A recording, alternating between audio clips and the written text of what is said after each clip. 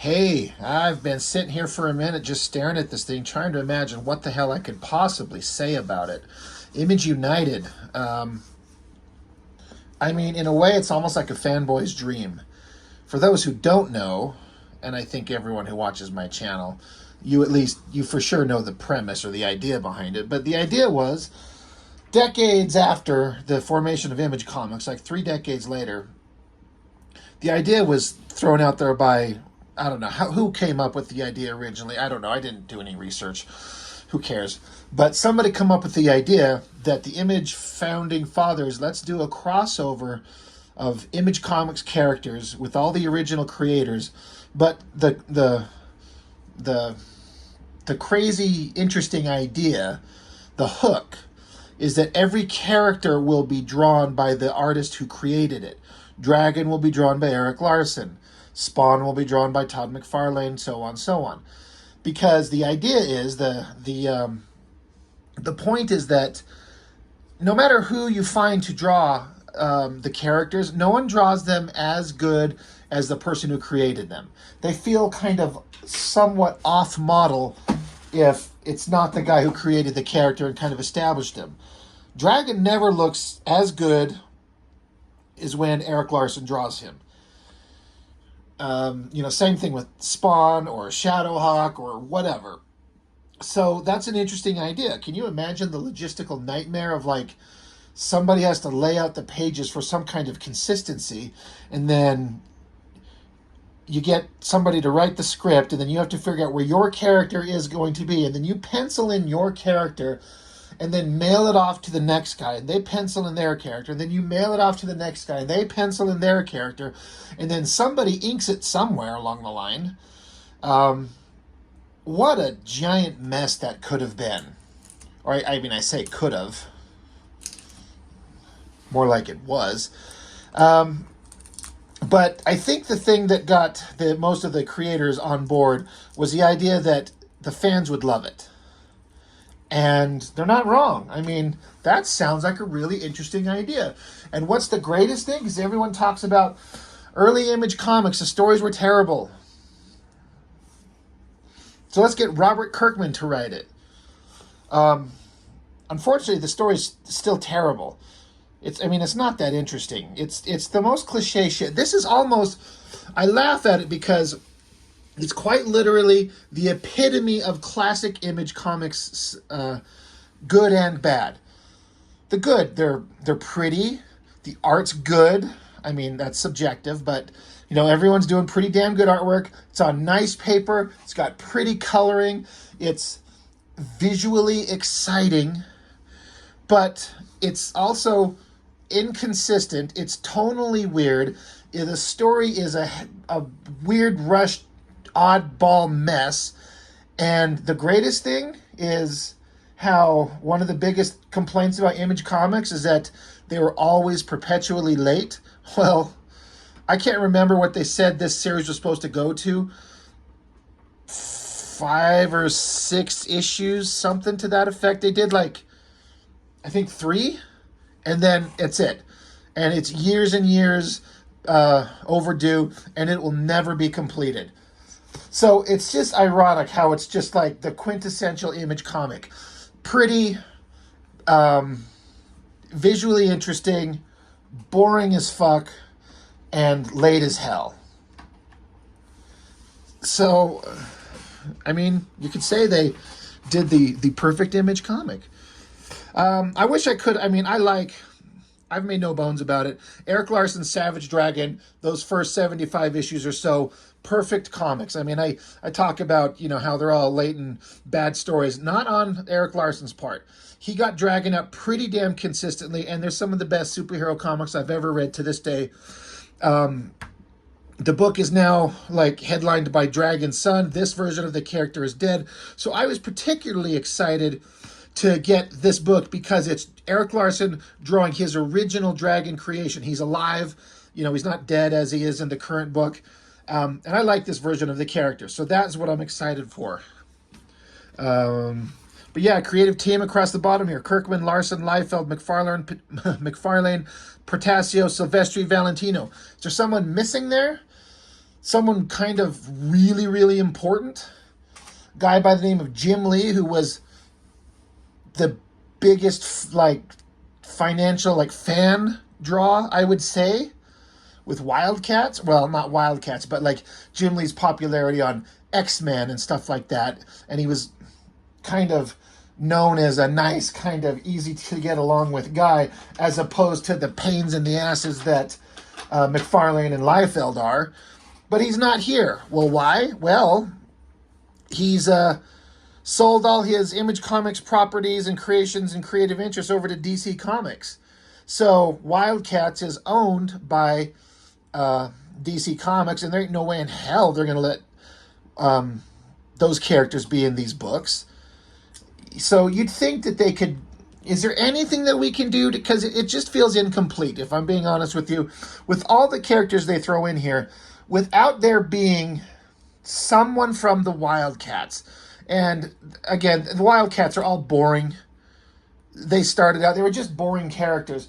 But, I mean, going by the characters that are in the book, who is the one that would be the most interesting to show up in this lineup from Wildcats? I mean, Grifter would be the only one. Maybe Voodoo, because she's the hot girl with the dark hair, or maybe Zealot, because her and Grifter are a team. Spartan's boring. Warblade's sometimes visually interesting, I guess.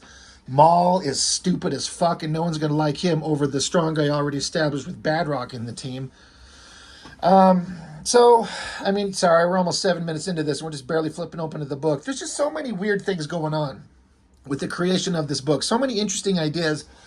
But the fact that Jim Lee's not part of it just ruins it. If I remember correctly, I think they did get him to do a cover. So he's at least peripherally kind of involved. But it does suck. So art. Eric Larson, Liefeld, McFarlane, Portasio, Silvestri, and Valentino, of course. Story, Robert Kirkman. Rob Liefeld does the layouts. And then you've got the colorists are, I think these are the guys that do the Savage Dragon book, at least at the time. And as I look at it, it feels very much like a coloring job from Savage Dragon. Oh, yeah, right there, alternate cover. Jim Lee, Scott Williams. So, I mean, whoop-de-doo, a cover.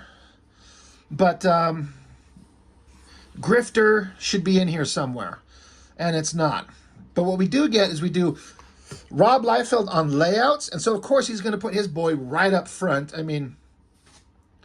You know, I guess I couldn't blame him for that. If McFarlane did the layouts, would Spawn be right up front? I feel like from a visual standpoint and a popularity of the books and the characters standpoint, Spawn should be right up front. But he's just kind of a background dumbass. I think it was shown a little bit of humility to not put your own character right in the front, but who cares? Somebody's got to be up front. So we got Shaft drawn and looks like and inked by Liefeld, Dragon drawn and inked by Larson, and then Silvestri. He's got two characters in here. He's got Witchblade and Ripclaw, because who else is he going to put in here? Realistically, Ripclaw is the quote-unquote popular one from Cyberforce, and then Witchblade is far and away the most popular character to ever come out of his studio, and he draws the hottest girls. I mean, I don't know about the expression fitting the scene, but what a beautiful face, the long hair, and then the way he draws that Witchblade armor. God damn, is that good. You got Shadowhawk, Spawn, you got Badrock, and that is clearly inked by McFarlane. He must have been the last one to get his hands on it. Now, he digitally inks, so I wonder if he hand-inked this or if he scanned it in and threw in his Spawn character secondary or after the fact and digitally did it and then digitally inked Badrock there. But that is not Liefeld inks. I can tell the difference. But then there's somebody right in the middle. And the book's being narrated. Says, I see myself surrounded. I only recognize some. Are these the world's most powerful heroes? No, they are all that is left. Wow. I can feel their desperation, their sense of hopelessness. They try to hide it, but I know the truth. This is the end. So they're setting up splash page. Here's all the heroes gathered together. To their credit, at least we start out with some action and something excitement. Here's the team. Here's all the creative crew together. Splash page. I bet we do a double splash page. Hell yeah. And so everyone's diving out of the way as the Savage Dragon looks like he takes a big giant laser load from the Incredible Hulk or something like that. Um, Again, it's kind of interesting. It feels kind of, because everyone's doing their own thing. Like Shaft is like ducking out of the way to fight somebody, and Witchblade looking a little bit like weird and surprised. Again, another great face by Silvestri. Poor Dragon's got to take it to the chest. Another Badrock inked by McFarlane. Again, I'm trying to look at these things up close to see if it's hand inked. I'm guessing that it is, but I don't know. But that's certainly not Liefeld inking that. But big, bright, shiny colors. I mean, it's visually exciting right there. And then, oh wait, I didn't bother to observe any of the brilliant text. I see myself fighting alongside them. I know what is happening, but I don't know how. This enemy we face, he is more powerful than ever before. We cannot hope to defeat him. Yeah, I guess we're supposed to feel a sense of impending doom.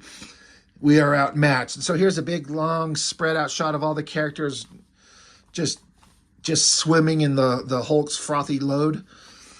Spawn just loses his cape, I guess. And Silvestri's going to draw a sexy babe. Says, but we will not give up. We will continue to fight. Shaft, Shadowhawk, Spawn without a cape, even though he had it on panel 1. Ripclaw, Badrock, Dragon, Witchblade, and me, Fortress. Fortress?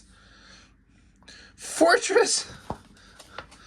How do I know these names? This is a dream. This is the future I'm seeing. Is this the future I'm seeing? How is this happening? There's only one thing I know for certain. We are too late. God, I'm here for Silvestri's artwork. She doesn't look like she's knocked out. She looks like she's lying there just waiting for somebody to come make sweet, sweet love to her and sign me up. Go get her, Dragon. She'll be into it. And I know you are into it, Dragon. No one else is. Badrock's dick is too big. Spawn doesn't have one.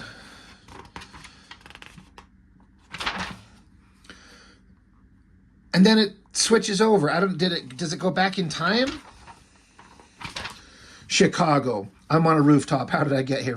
I remember fighting. I remember feeling so full of power that I might explode. And then there was so much about this suit I still do not know. I hear explosions in the street below. Something is wrong. What? And so we got Overkill, kind of, I think this is exactly the same way he showed up in that Spawn comic. He's just standing amidst a pile of explosions, just blowing things up just like this. It feels like it's the exact same thing. And I'm guessing McFarlane's drawing this. I mean, Overkill is McFarlane's character. He's yelling, free, finally free, mayhem, destruction. There's no limit to the pain and misery I can cause. This new boss is the greatest. Okay. And I guess Fortress Maximus over here, he's like, I do not know this one. And then it says, is that a plane overhead? It looks strange. Does it? Because we never get to fucking see it. So Liefeld, master genius artist that he is, grand master of layouts and composition by his own words, here's the team. You got Die Hard and Vogue and Shaft. And he's like, bad news, team. He sees us coming. Everyone hold on to something. Taking evasive maneuvers. It doesn't look like they're in a jet. It looks like they're sitting in like a closet or an office or something like that. Where's all the control panels? Where's the control stick? Where's a window showing the wings out to the side? That is not an airplane. And Fortress Maximus here, he yells no. No what?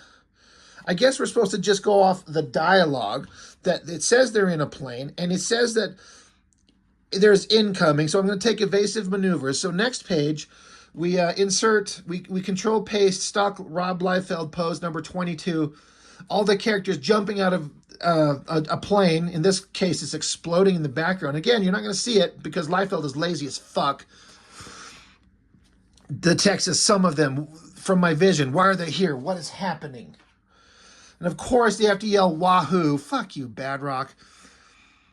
So Shaft and, with stock Rob Liefeld pose, we're going to have his dick right in our face. At least Badrock's enjoying himself. I'm okay with dying young, but I want to leave a pretty corpse. Die Hard, a little help here? That does not sound like any version of Shaft I've ever heard.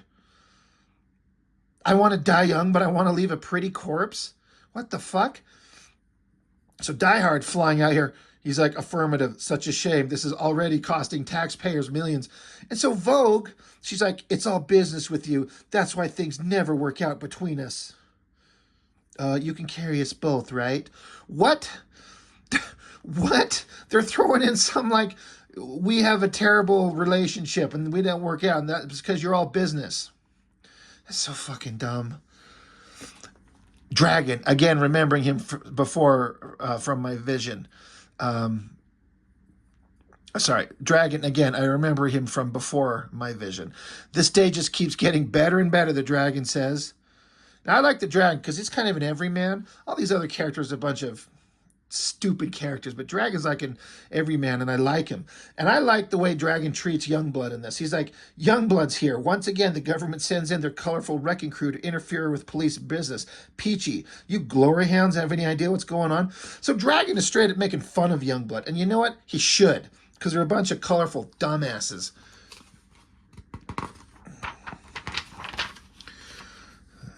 And of course, Shaft, who is okay dying young but wants to leave a pretty corpse, he says, and the president has a soft spot for Chicago. Wish that was true. So Dragon, got to admit, as much as I usually loathe a visit from your crew, right? I could probably use the muscle on this one. Know anything about this guy? And they're like, overt kill, walking tank. The man is loaded with more high-tech weaponry than you can imagine. He's a hired goon, mostly mob-related jobs. So, like, someone's paying him to wreck up the streets? That doesn't add up. And so Shaft is like, yeah, my thoughts are exactly something as strange is going on. And he's like, I hope I die young. I want to leave a pretty corpse, though. So this is one of the worst pictures of Badrock ever. And why couldn't you put Badrock in the background here? He's in the scene. All these characters are together. Jesus Christ, Liefeld, your layouts fucking suck. So Badrock's like, can we put a pin in this little teapot to get on with the kicking and punching? I've been itching for another shot at this guy. Enough yammering. Dragon, I love this look on his face. It's a really well-drawn Savage Dragon face. He says, agreed. Look at us getting along. And then he says, unless Arrow Guy's got superpowers since we last met, I'm taking point. And so Shaft just says, Shaft. And so Dragon says, whatever, let's do this. Again, I love that the Dragon's just making fun of these dumb shit, pointless, soulless Youngblood characters. That's like, look at that ugly-ass drawing of Badrock. So they go charging into wherever, whatever, whoever. Well, it's overt kill, but we've seen him for one panel. Oh my God, we're so scared of him. Why? Is anything happening? We don't see anything happening except this one panel. Jet gets exploded, I guess. And then they just land and sit down and have a nice quiet conversation behind a police barrier. And then they run into battle. New scene. Now I'm into this. This is Silvestri and the classic, or at least some of the classic characters of Cyberforce redesigned. I'm kind of really into it. This Ballistic, I mean, that outfit looks good. And man, I mean, I've said this a million times, but Silvestri draws the hottest girls. I mean, that's Girl Cable. I've been over that before, but with the robotic eye and robotic arm. But of course, she's going to have showing tummy and titties. But I like the way he draws her short hair, good face, good tech, and even stupid, boring-ass Heatwave. They redesigned him to at least looked kind of interesting. I don't know what all these little pointy parts coming out of his shoulders are. That I do not understand. Unless they're like airfoils when he flies, so he can like maneuver around. That'd be funny. Ripclaw's looking basically the same. And Cyblade, again, look at that really well-drawn face. Perfect hot body. He took her out of her thong underwear, though. Is that supposed to be some kind of way to like be respectful to women? Like, no, she's got like full ass coverage and it's this low rise on the hips underwear. It's not a high-waisted thong underwear. She's still got the giant boobs. You know what? That's a great drawing. I don't care what anybody says. But they're like, hey, there's a bunch of attacks happening all over the country. We should go stop them, I guess. Maybe we should if we're heroes. And then Velocity shows up and, hey, there's someone blowing up our city. Like, oh, all right, load up. All right, let's go. Cut back over into somewhere else. Is it Chicago? I guess. So you got some character they don't name here, but it's Silvestri, and I can't remember who this guy is. I think it's a complete and total redesign of one of the characters from the original Cyberforce miniseries. They don't look the same at all, and if I could remember his name, I would say it, but I can't. But it's a Silvestri drawing. But he's punching a Eric Larson character, the giant shark guy, Mako, and then you've got the giant chicken guy, Powerhouse. Powerhouse, as ridiculous as the character looks like he's a chicken, and Larson doesn't draw chickens very well, so it looks like he just took like a bale of hay and like cinched it up in the middle and put a beak out the front. And yes, that's exactly what he looks like, but he is ironically one of the most interesting villains in the whole Dragon comic. He's just like a secondary player, but he's pretty fucking awesome. But they're fighting because I don't know who, what, why. Oh, and then we got Cyberforce pulling a Youngblood, diving out of their own X-Jet. We got here as fast as we could. And Ripclaw's like, I don't recognize any of these guys. Take them all down. Just kill them all. All right.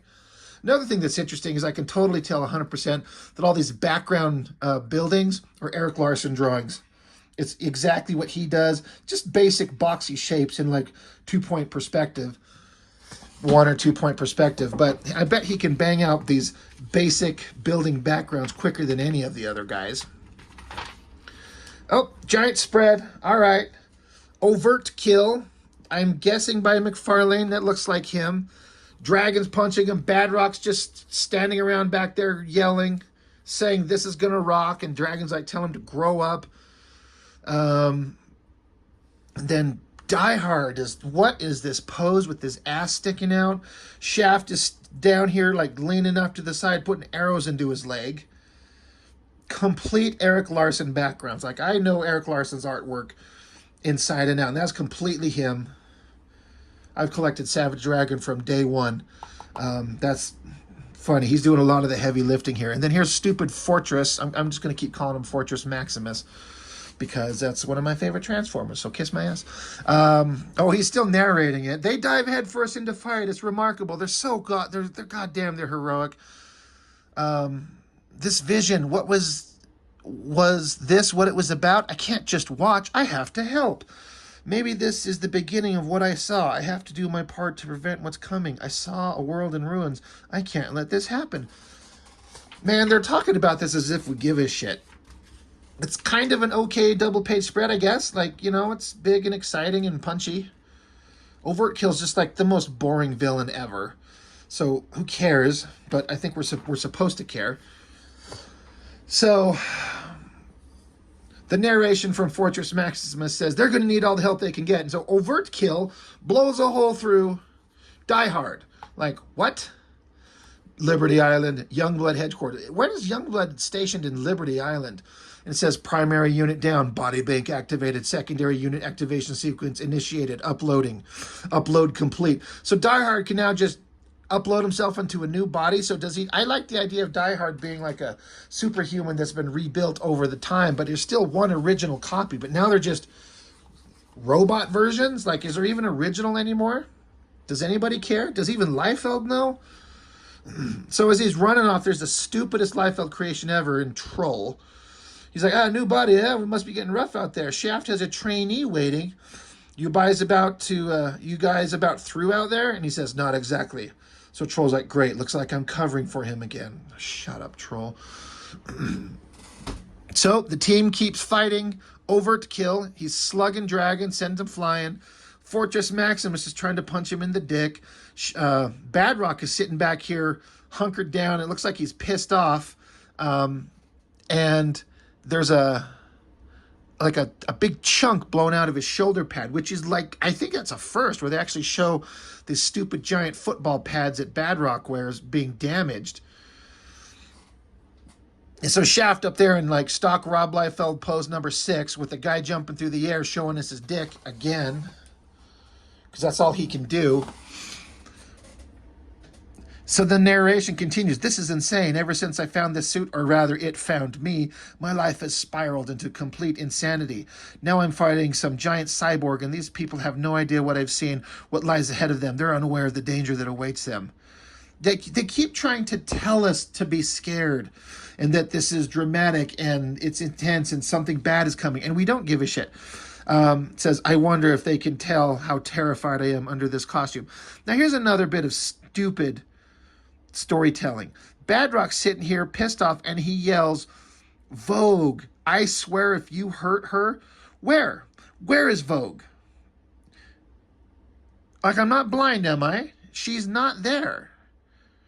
In fact, she's only been in like 3 panels.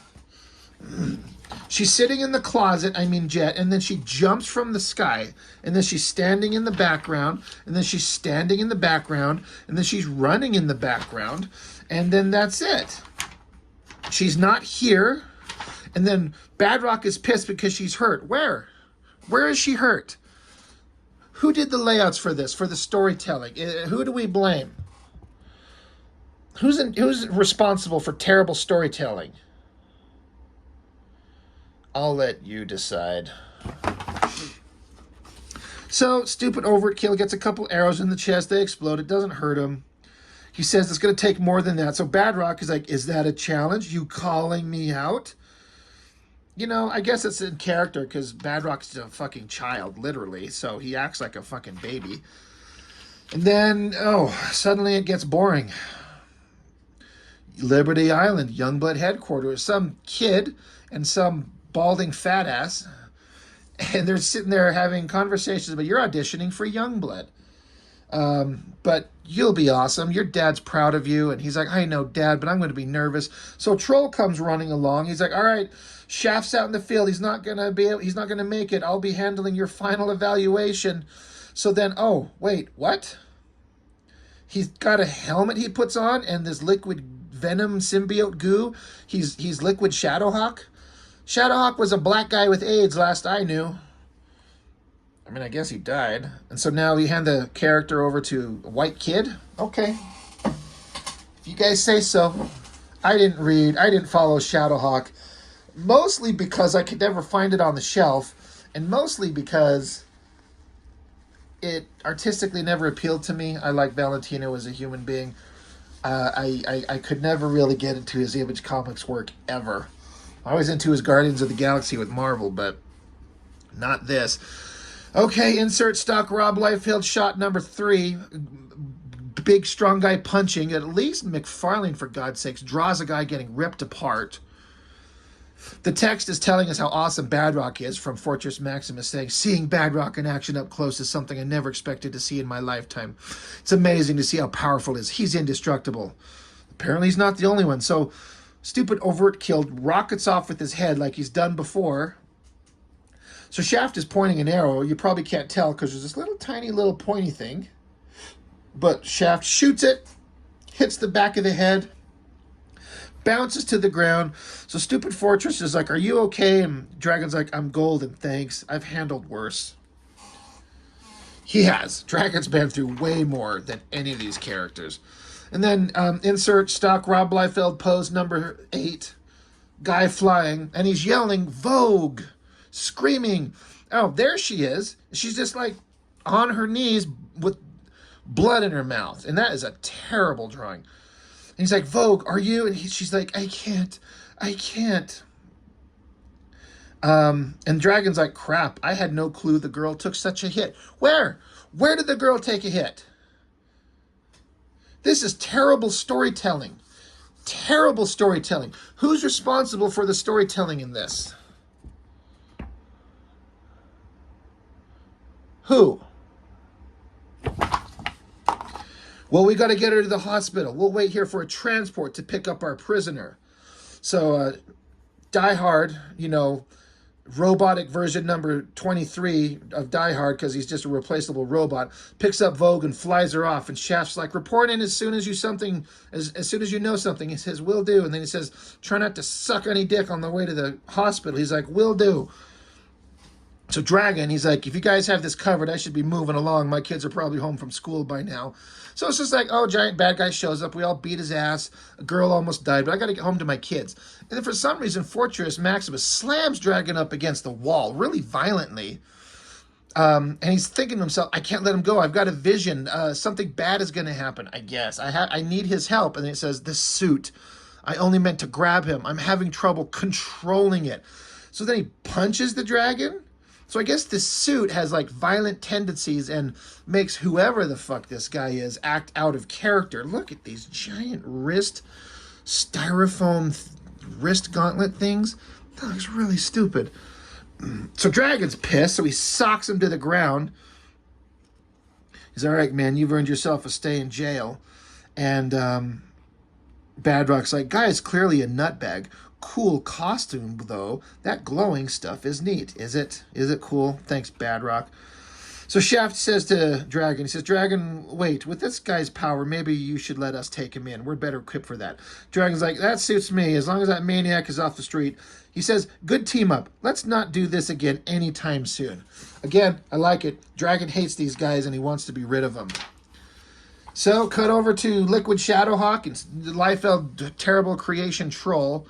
And then other boring Liefeld creation, Cougar, who's apparently looks more animalistic now, and he's running around. Look, this is look at the layouts. Because I guess Cougar now runs on all fours like a cat. And look at this shot where he's running. He's got his little feet kicked up behind him. Draw his head, his shoulder, and then part of his arm, and his little feet kicked up so he can see the guys behind him. And they're like, hey, shit's going down. We need you, Shadowhawk. Training's over. You're part of the team. Let's go. God. New York City. Some dude says, rise, Jim Downing. Who is that? Blah, blah. I command you to go do this thing. You're going to be part of this. And so Liquid Goo Venom Symbiote number 2 goos onto him and he becomes Spawn. So I guess this is this version of Spawn at this current time in the storyline. I would like to think that the guys would want to use their kind of classic versions of the character, like the Savage Dragon himself. He's dead, and his son, as a grown adult, is the star of Savage Dragon now. And at least, like, Silvestri used the main characters from Cyberforce, but McFarlane tells everyone to go fuck themselves. He's going to continue his continuity and put in this Jim Downing guy who was Spawn at the time.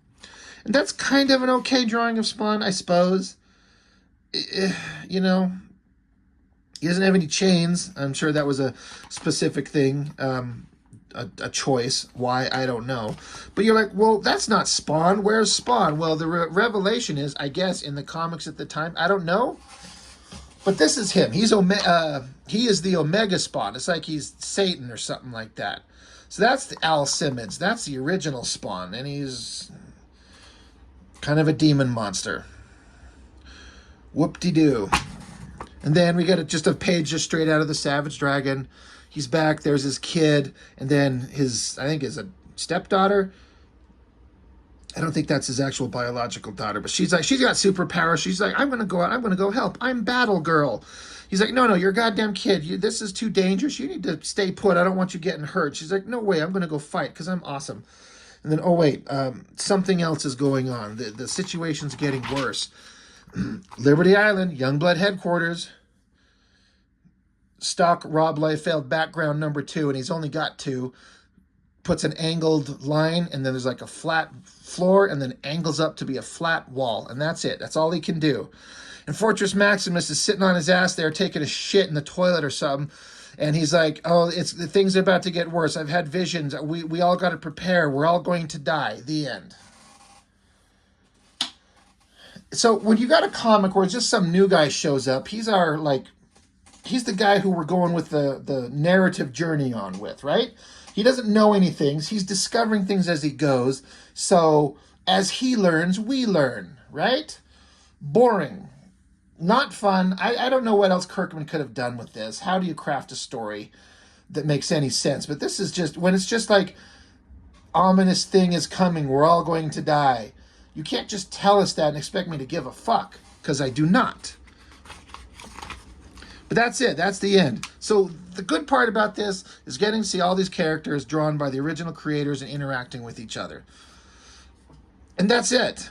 And then there's a big long thing back here with by Eric Steven going on about how amazing Image Comics was when it started and how he got the information back in the day when it first went on and how he first started hearing about what the characters were going to be and what they're going to do.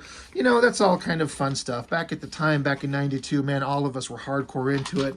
And then he talks about how all the guys were getting together to do this book. Like, should we do this? Maybe we should. And then they decided to do it. And then, so they all got signed up. They're like, we're all going to do it. And he's like, we just need to get someone to write this thing, to write this magnum opus in the making. Yeah, that is a bold statement. I'll tell you another bold statement. This cover, issue 1, is broken into like, what, 6 or 7 different covers?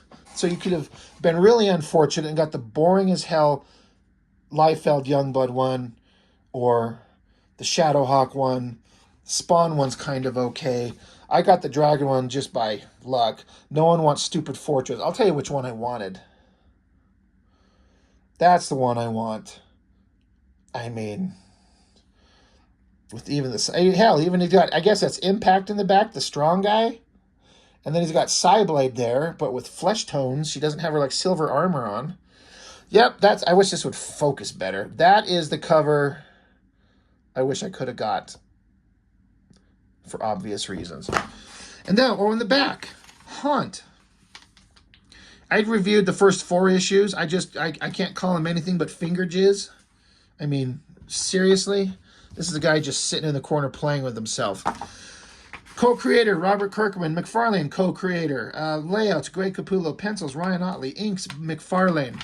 And it's just like a, I can't remember. I think these are, either this is a unique one-off introduction of the character. I don't think this is in the actual book. But Finger Jizz, his jizz goo just starts spreading around him, crawling up his nose and down his throat. It's really gross. And then he becomes, you know, Avenger of Evil, Finger Jizz. You know, Capullo's layouts and Ryan Otley's. Sorry if I skipped that. But yeah, layouts, Greg Capullo. Pencils, Ryan Otley. Artistically, that was the only thing worth it in this book. They tried to combine Spawn and Spider-Man, and it did not work. And it's boring, and it was stupid. But we were supposed to be like, oh my god, it's McFarlane creating again. Yeah, well, whatever. Image United, issue 2. Yeah, I've got that one. We'll look at that eventually. I mean, you draw your own conclusions. If this is the greatest thing you've ever seen, great. If it was just fun for you, great. It was kind of fun. But if you're trying to look like any of us who've sit here and read comic books, you know the stories that you're just like, that story stuck with me. The build-up, the drama, you got to lay these characters out. You got to introduce them, and you got to get all your ducks in a row, and you got to have story beats build up to have a big dramatic thing. And this is impossible to have done. So you can't just have a character say, this is bad, this thing that's coming, it's terrible, and have us just care. So it's just kind of a unique, like, it's just kind of like I can't even think of the word for it. It's just this one-off thing that they tried and failed, honestly, because they never finished it. It's just a big, giant gimmick. That's another thing. I was talking about how this is the perfect Image comic. Pretty art, pretty colors, pretty paper, mostly boring stories, and late as fuck. And it's all just a giant gimmick. And it's a shame that it couldn't have ever been finished up. From what I understand, they all basically attributed the fact that it's not going to get done to one person. It seemed to be the thing that was said. If I had to guess, it's McFarlane. I bet he's the one who was the one not getting his art done, and then so just everyone just kind of gave up on it, and it's kind of an embarrassment if you want to be honest. All the hype about it, and they couldn't finish it.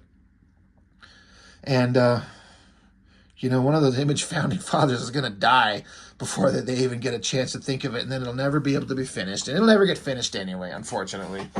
Anyway, that's it. Image United #1. We'll look at the others later, but I've been wanting to get to this for a long time because it's such a weird, unique, one-off artifact of weirdness. So that's all I've got for now. Thank you for watching. I'll see you on the next one.